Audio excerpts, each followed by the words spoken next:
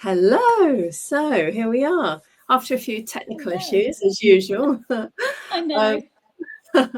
really Oh, happy to have you here, thank Debbie. you. And I want to introduce you to all the lovely ladies who are in my group. And I'm also going to upload this to YouTube. So anyone that's watching on YouTube will get to know who you are and what you do. Okay. So I'll let you do it yourself, introduce yourself and let us know what you do. Okay. Thank you. It's lovely to be here. Okay, so I'm Debbie Reed. I am 58 and I've been through a Oh, lot. amazing, by Oh, the way. thank you. I've been through a lot. So what do? I help women who are generally 40 plus, who are going through issues, feeling stuck, maybe going through the menopause, maybe going through, um, empty nest syndrome, those sorts of things. I just think sometimes we get to a stage where we lose our purpose. We kind of think, what am I doing in life? What is it all about? Um, so I do that. I love doing that. Also, I help women. More recently, I've kind of found that I've been gravitating to women that are going through grief because, again, I've been there. I've been through that. So I'm helping women navigate through that area as well. Right. And lots of the ladies, well, not lots of, all of the ladies that are in my group who are going through the hormonal transition will know that anything that's going on with them feels 100 times worse when you're going through that hormonal transition. So anyone going through grief or feeling stuck or lost their identity, so to speak, will feel even worse when their hormones are like all Yeah, over the place. yeah, So, so you got into this because of your own experiences, is that right? Can you tell us a bit about the yes, backstory? yes. I started going through the menopause perimenopause when I was 40, 41.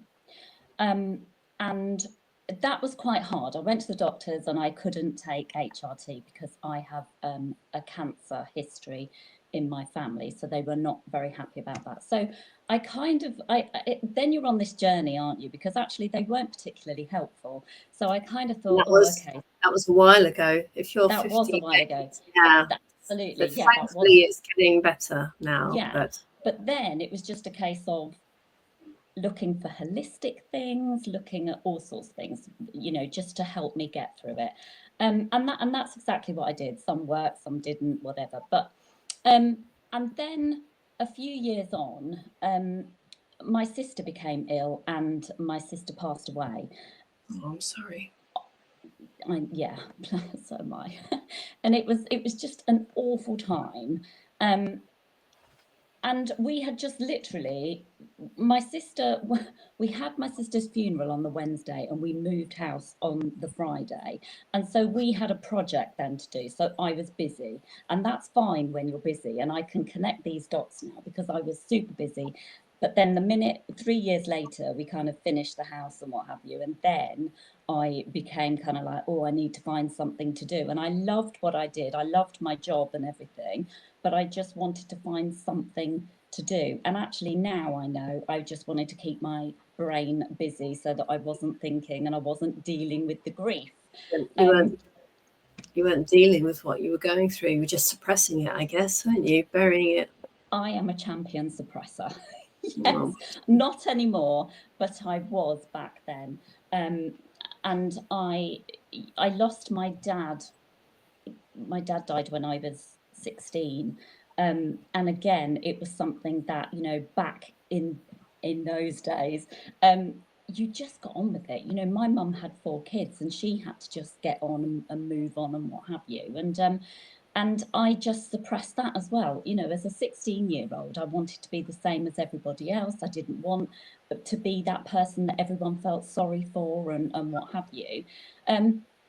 So it's funny because grief at different ages is very different, really, and also the relationship that you have with the person is very different.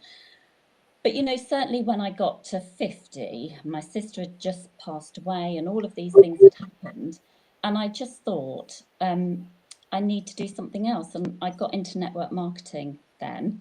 And then I loved helping women. I loved helping women create businesses of their own, earning extra money.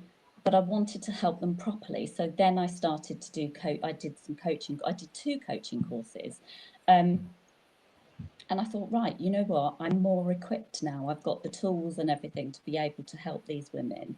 And it's just evolved, really. I think, at first you kind of think, right, okay, who am I going to help? And you want to help everybody. Yeah. And then I resonate with women over 40. I mean, don't get me wrong, I would help anybody.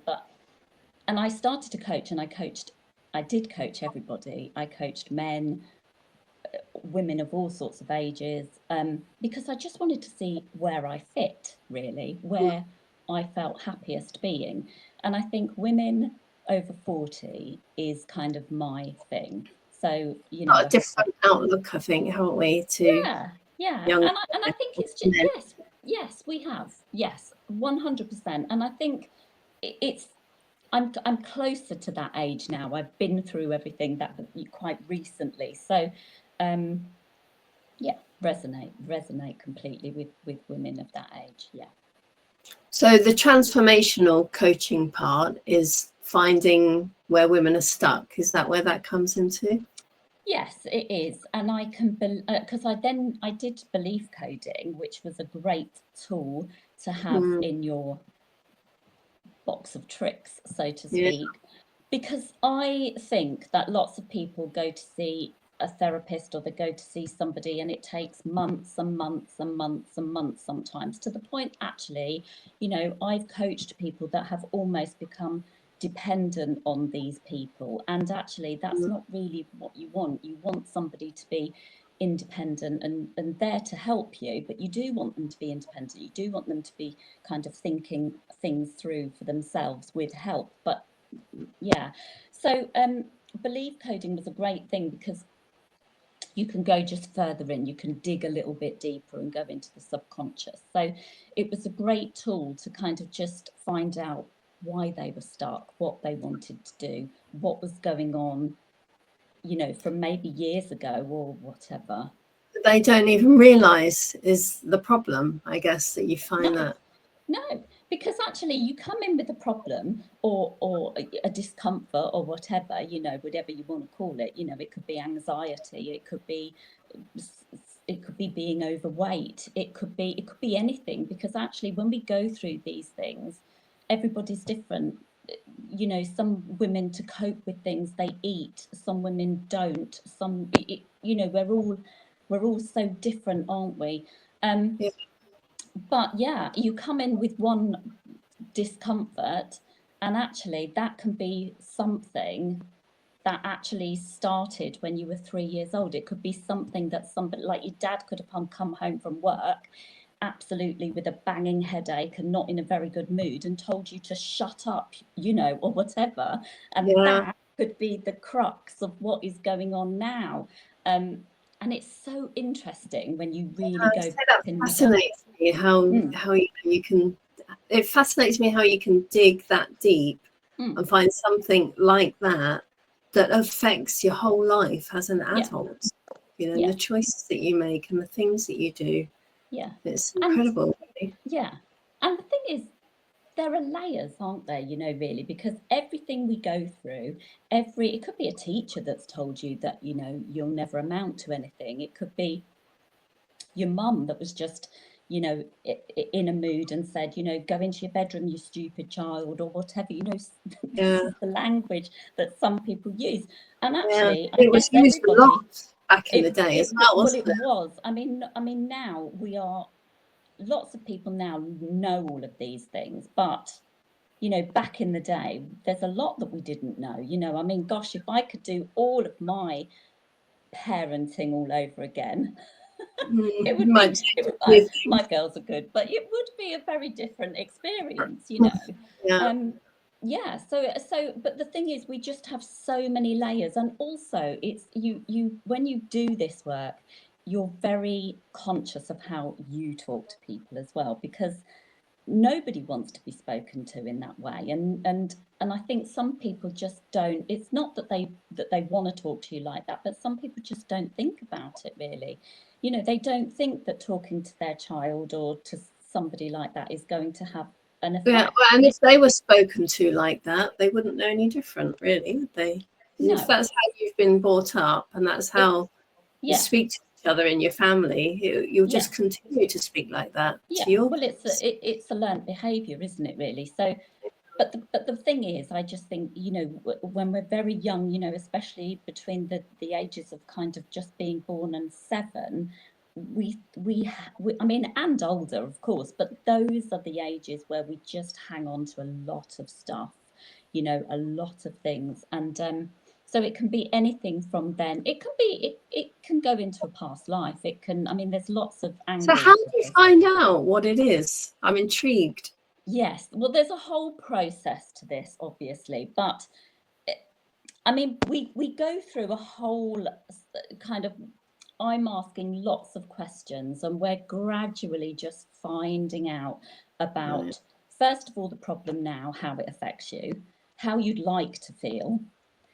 And then we go into a memory, and very often when we do this, it just is something that comes up. So something will literally, I mean, you could, some people it's immediate, some people have to just, you know, sit for a little while, and we might do a bit of tapping or what have you, but something will come up. And then we explore that. We ask if that's the memory that we need to work on, and then we go from there. So yeah, and it can just be something like somebody might say, oh, you know, oh my goodness, you know, my nan has just really told me off, and I've got to sit on the naughty step, and I'm crying, and I'm just, or it could be that somebody, like your brother, had locked you in a cupboard when you were 3, and you can just, there's darkness all around you, and you think you've been locked in a cupboard or whatever, and actually it's really weird, because some people say, oh, I don't remember really, but something's coming, and then they ask a parent or whatever, and they say, yeah, your brother locked you in a cupboard when you were 3 or when you were 2 or when you were whatever. And it is so weird that these things just pop out of nowhere, really. It always happens. I know. Oh, It's not mine. It's gone. And so when they do discover that, so say if someone's suffering from anxiety, for example, and then they go back and they discover that they were locked in a cupboard by their brother and left there for a while, and then they go, oh, well, that makes sense. That's probably why I get anxious when I don't know. Is it when they're in the dark, or you have to go right through a process, because what you have to do is you have to make the situation that they were in okay. So it's like, you might say, right, they're locked in the cupboard. Let's go through that experience. So they're locked in the cupboard. Okay, right, you're locked in the cupboard. What would you like right now? And you can have anything. And you're an adult now, so, but you're going back to this experience. So they might say, I want a torch. So you say, okay, well, okay, there's the torch, put it on. Who do you want to be with you? I want my mum to be with me. And then you go through this whole sequence until you get to, maybe, why did your brother do it?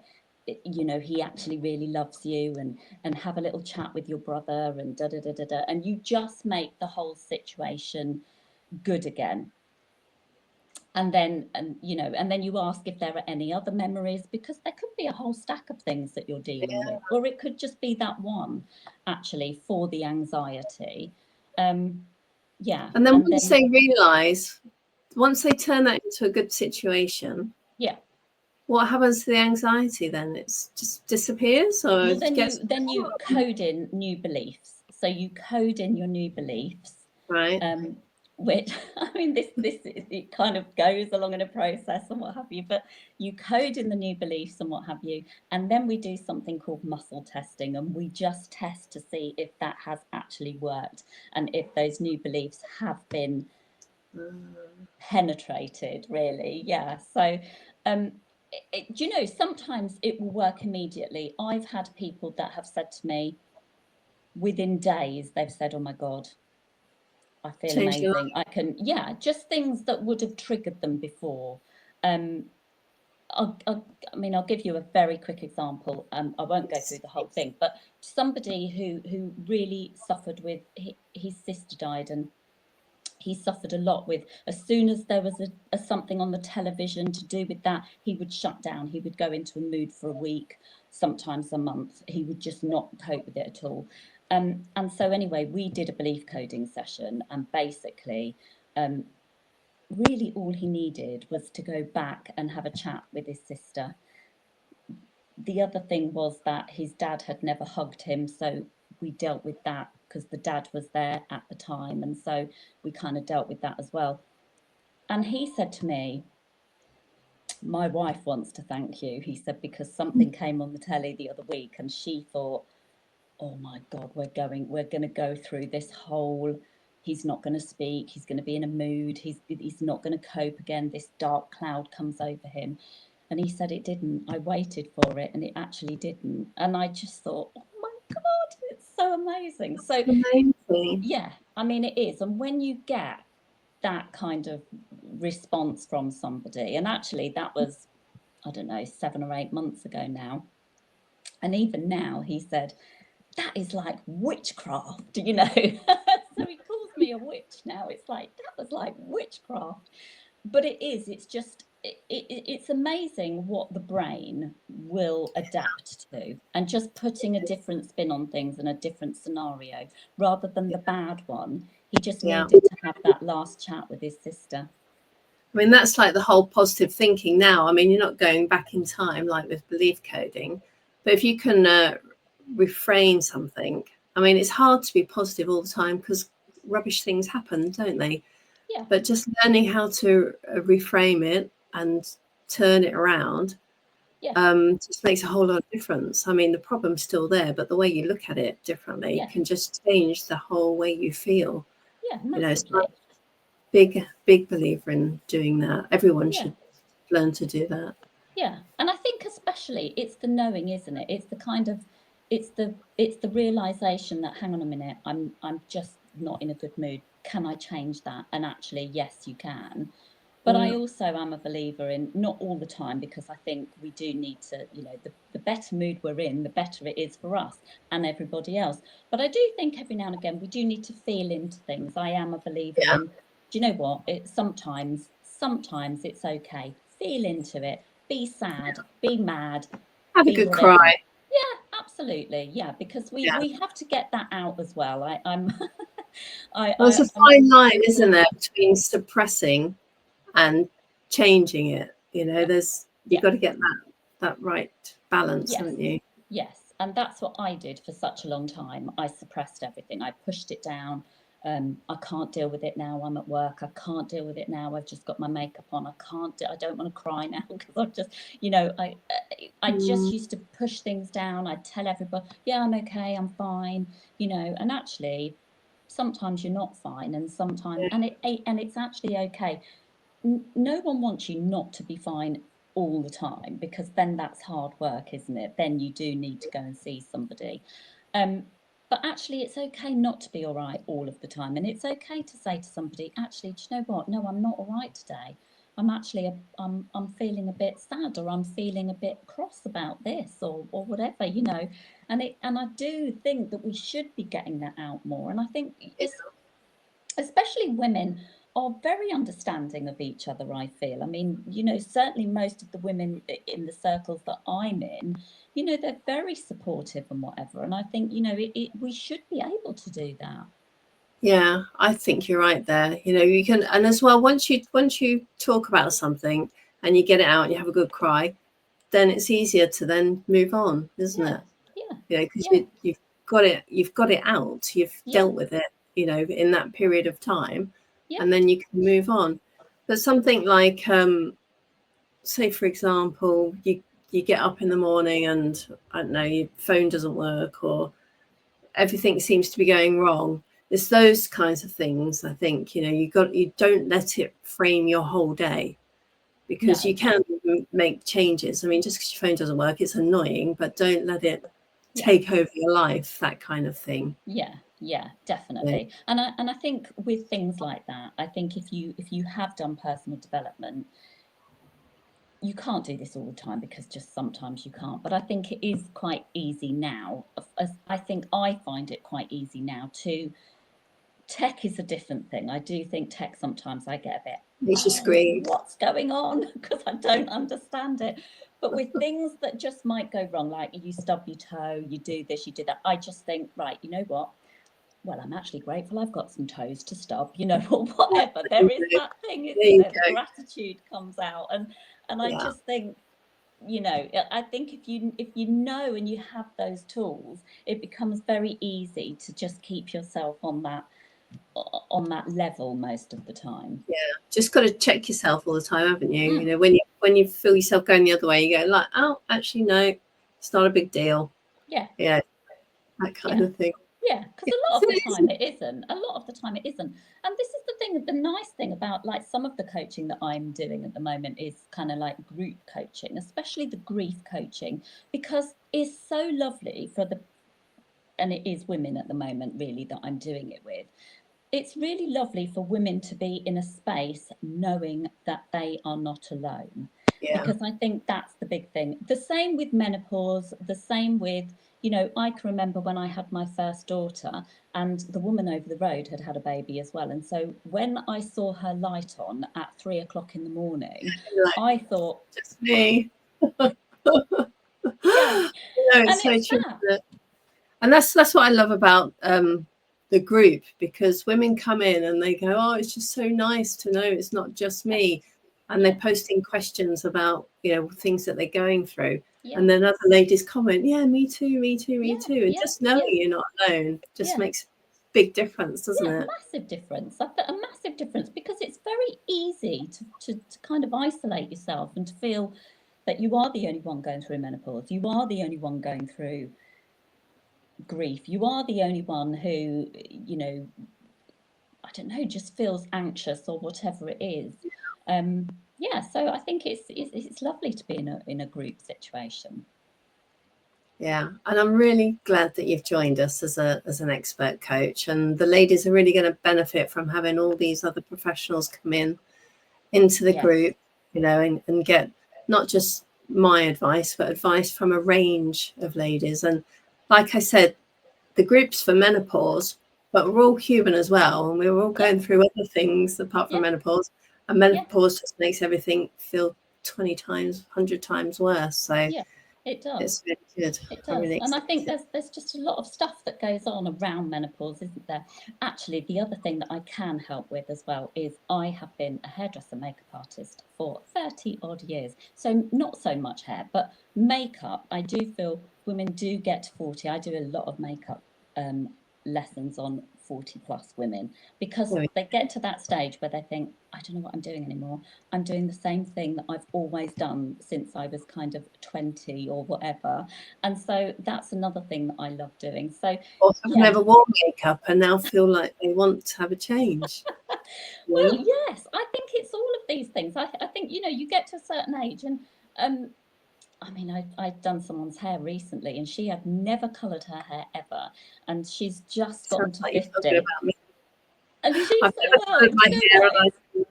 that's great. If you don't have to go down that avenue, that's absolutely great. But she got to 50 and she said, you know what, I fancy a change. And I thought, okay, so it's I just think it's lovely when women get to a stage in their life where things are happening, but actually they just embrace things and say, right, okay, let's give that a go, because I've never done that before, or I've done it before, I've worn this for like 27 years, what should I try now? Or whatever. So I just feel very comfortable with this age women. I think, kind of, I think it's acceptance as well, isn't it? I mean, we learn that as we get older, to accept ourselves the way we are. We're not teenagers anymore and in competition with our schoolmates. We're not in our early 20s where we're trying to look skinny for everyone. I think you get to a certain age and you're like, all right, this is me, and I don't give a shit what you think. That's what I think. When you get to 50, you maybe feel like that.